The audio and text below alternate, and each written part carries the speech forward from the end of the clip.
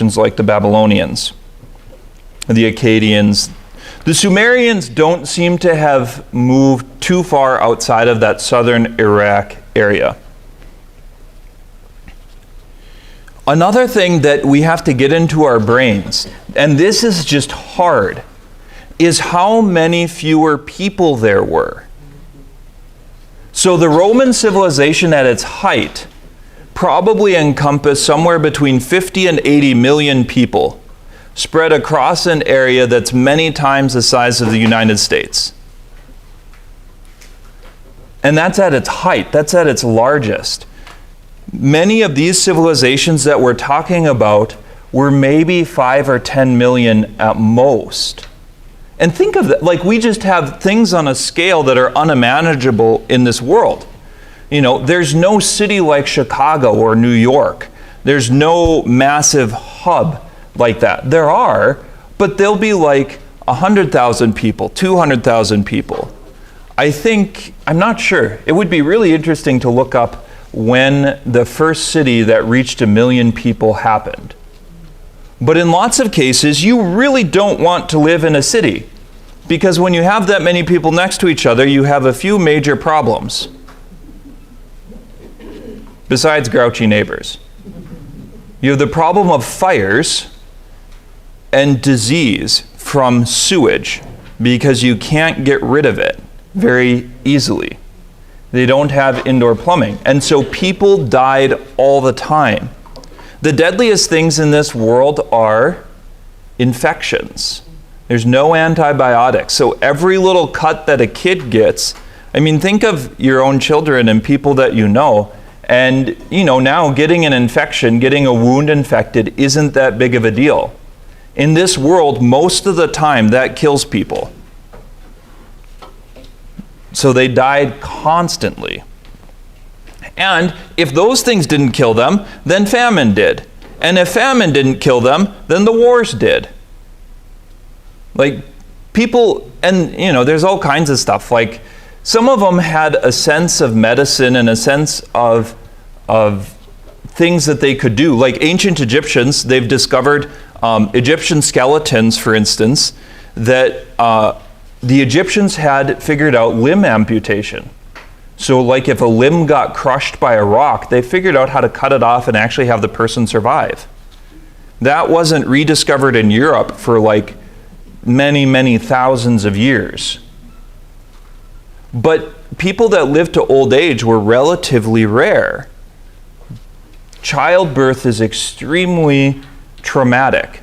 Lots of women died having children. Lots of children died.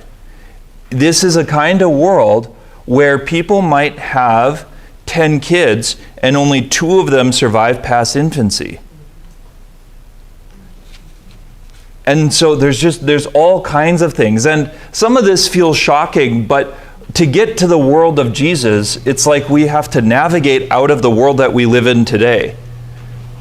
And there's just, you know, so you have to imagine like civilizations, but there aren't mega capitals with millions of people scattered all over the earth.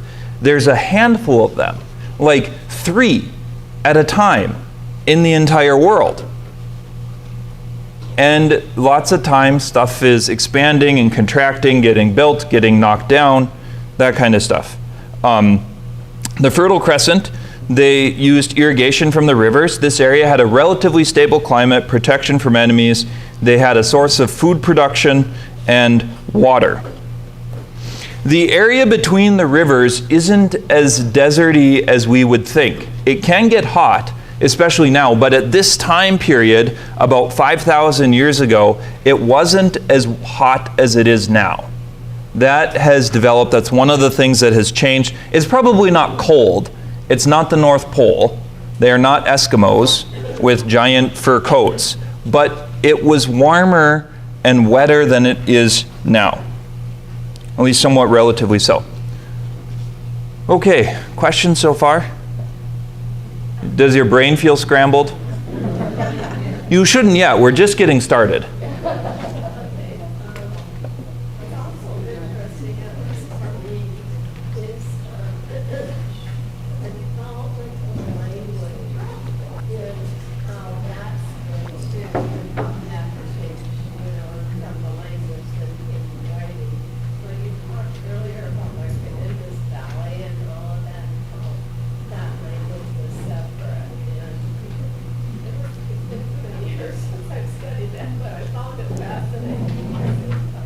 Yes, Betty is pointing to there's a correlation also, as far as we can tell, between the development of language and the development of writing. Some cultures were oral cultures, and some wrote things down. And the sad part is that we really only have records from the people that wrote things down. Like, in this early time period, there's all sorts of funny things. Like, the Sumerians were the ones that wrote the Epic of Gilgamesh, if you've heard of it before. And they talk about an ancient flood, like a biblical flood, and this king, I think his name like Utnapishtim or something, who lived. He becomes Gilgamesh in later language, and he traveled around and there's boats, but they talk about him living like 60,000 years before them. It's a little bit hard to know. Because writing is more difficult, they seem to only write really important things, like the names of kings. They would tell stories of their gods. They have those kind of things. The Epic of Gilgamesh does survive in pieces and in various places. But because it was likely an oral story, it exists in all kinds of different versions. People have slightly different names. The places are slightly different. Stuff that gets confused over time. But there's a great connection. There's so much history involved in this stuff. I hope you get excited and want to look at it. But we have to move on to Egypt. So Egypt is the first civilization on a global or a world scale, if you can talk about it at that time. It's relatively well protected, but their civilization exists in only a couple miles out from the Nile River. So you can follow the course of the Nile and draw a patch that's about 5 or 6 miles on either side, and that's where they lived. If you look at a map of Egypt today, their entire population, except for a handful of oases, is crammed into the same area. And it's creating all kinds of problems. But Egypt is relatively unrivaled at its time. Egypt was a civilization and doing things on a scale that is almost unimaginable to any other people at this time in the world. And we have to kind of reset our expectations, because the Great Pyramid, for instance, dates to around 2600 BC. So 4,600 years ago. It predates Abraham. When Abraham was in Egypt, he saw the Great Pyramid. And he probably saw it when it was still encased in limestone. The Great Pyramid, as it is now, is not what it looked like. Its limestone casing is missing. It was a glowing white thing, possibly with a golden or basalt capstone. The top of the pyramid was a really important rock in the Egyptian lore and their stuff, and it got lost. But it's really, really old. So by the time of Abraham, or by the time of the Exodus, this is a better one, the Exodus was further away from the Great Pyramid than we are from the Middle Ages. Like, the time scale that we're talking about, you just have to reframe. You have to constantly put it into numbers and try and contextualize it. By the time of Jesus, the Great Pyramid was already 600 years old. So Jesus probably saw it.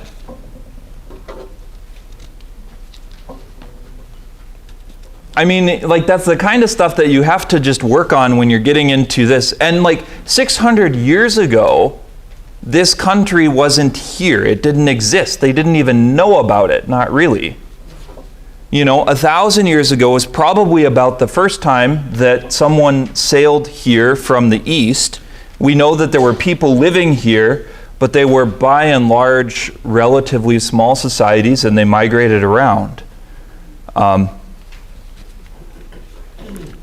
Most of the people of Egypt live along the lower Nile River. Now, rivers work backwards. This is one of the other things that is really hard to remember, is rivers don't work north and south. So the upper isn't the north and the lower isn't the south. The lower is closer to the ocean where it's going, and the upper is where it starts. So most of Egyptian civilization, most of the people live in Lower Egypt near the river. This was one of the most fertile grain production areas of the ancient world. The Egyptians were really, really good at raising crops. And part of it was they had this sort of uneasy balance with the river. The Nile River would flood every spring and deposit a bunch of muck, just like the Red River does. And when it did, that muck is very, very fertile, untilled soil. So they had lots of patches of land along the river where they grew things, they grew lots of crops, and it would flood every year, and then in the time after the flood, people would go out into these fields and rebuild trenches and do all that stuff, and then they would depart. Much of the monumental architecture in Egypt dates from this time period called the Old Kingdom. There's likely only between 1 and 5 million people in their entire civilization at a time. So it's like a Minneapolis-sized group of people, and that's it, in their entire civilization. You can look up a lot more about Egypt, but we're going to move on to what is called the Bronze Age collapse. There's debates about whether this really happens and how much it was and how bad it was.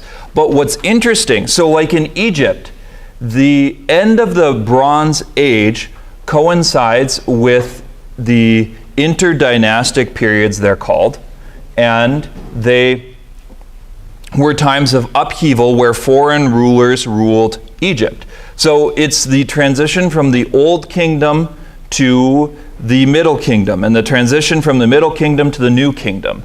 There's 3 different major time periods of ancient Egyptian history. They're called Old, Middle, and New, and they coincide with many of the times that Israel was there. There were times of upheaval where Egypt lost a lot of its territory in farther flung provinces like Israel, and where civilizations like the Babylonians or others would invade and conquer. So Israel was being fought over quite regularly at this time. In this transition out of the Bronze Age, which is around 1300 BC, there's this group called the Sea Peoples. And we don't know exactly who they are, except they come from the north and the west, probably from an area near Greece, and they land and invade countries and cultures all over the region. And they're able to do this and establish settlements because of these upheavals, because there's not a unified power to oppose them. And so they build settlements like Phoenicia in Israel.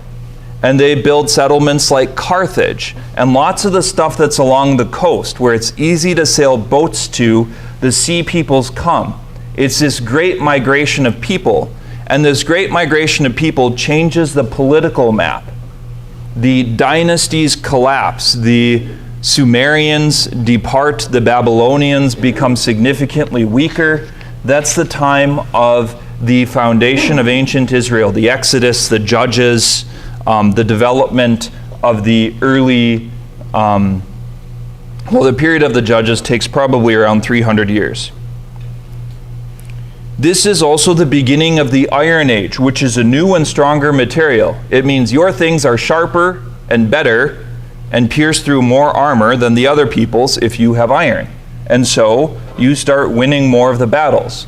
And technology, insofar as it's as we would call it, is growing. This is also the shake-up, the political earthquake, that leads to the rise of Rome and Greece, which hopefully we'll take up next time. So it's kind of this, it's not necessarily a hard line that you draw in the sand and say like, okay, this is the year. There's not necessarily a year where it happens, but in this transition of about 50 or 100 years, maybe 200 years, you have the widespread change of the political map of the world, especially in this region, so the Eastern Mediterranean basin. And it's important. Like this kind of stuff, like I said, I think we have to come to appreciate, in a sense, how we could say providence is at work. Because if the Egyptians were still as powerful as they were in the time of the building of the pyramids, they wouldn't have welcomed a group of outsiders like the Israelites to come in to their land.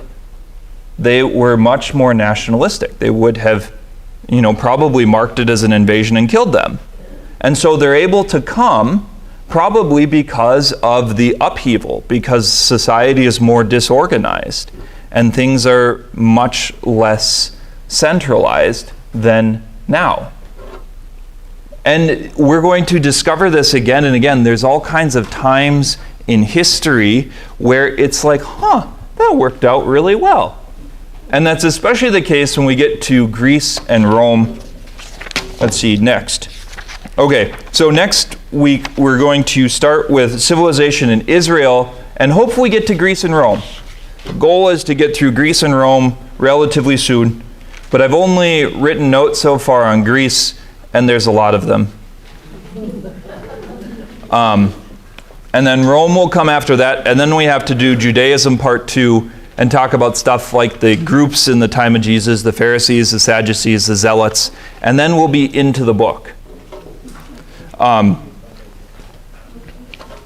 So this is a little bit of the pre-biblical history, but it's going to be, these each become more and more important as we get closer to the biblical story. For instance, the Egyptians and the Egyptian gods are a significant part of the Exodus story. It's well worth reading because if you look at, for instance, the biblical plagues in Exodus, at one point the Bible says it's God executing judgment on the Egyptian gods. So stuff like the Nile turns to blood. Well, they worshipped the Nile. The sun shuts off for 3 days. The major Egyptian god is the sun god, probably because they live in a desert, which is as hot as the surface of the sun, and the sun was always trying to kill you. So you start to worship it so that it doesn't.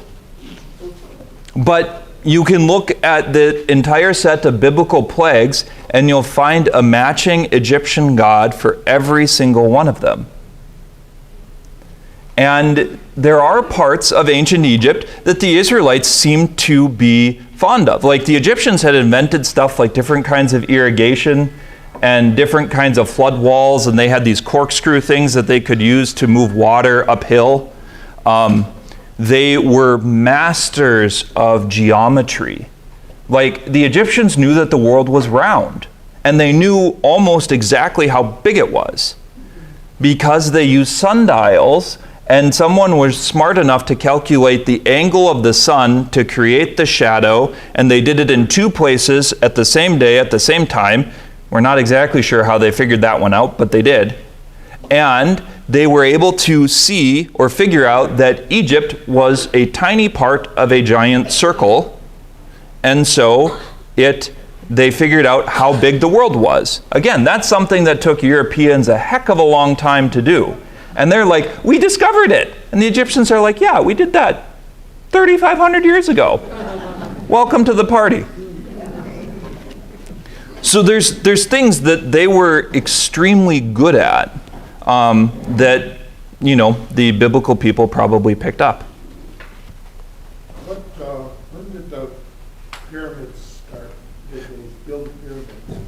When did the pyramids start? So the Great Pyramid we know is in about 2600 BC. It seems to be one of the oldish ones. It's a little bit hard to figure out exactly when and who built all of the pyramids, because sometimes like a new pharaoh would go back and erase all of the old pharaoh's stuff and then make his own stuff. They just chop it out of the rock and redo the surface and then rewrite the story to be about them. We're not exactly sure how many times that happened or if it happened, but I think the great age of pyramid building comes to an end with the great pyramids on the Giza Plateau, I believe. So those are some of the last ones. Before that, they built smaller pyramids. They built one that collapsed, and so they changed the angle of it. That's called the bent pyramid. Before the pyramids, they built these old brick tombs that are called mastabas, and those are of various sizes, but they would make these mud bricks from river mud, and then they'd bake them in the sun, probably like a kind of clay. And those, I think, date to around 3000-ish BC, give or take. So that's as close as I can get you. So that's before the Bronze Age. Yes. Yeah, pyramids are, I'm not sure, the early Bronze Age would coincide with the rise of Egyptian civilization. So I think about 3000 BC is a transition between the Stone Age and the Bronze Age. But I'm not exactly sure. I didn't get to do all of the research that I would like. So those are things that are fun to look up on your own if you're curious. Any other questions? All right, I will let you dive into some table discussions. There are some questions that start on the bottom of page 10.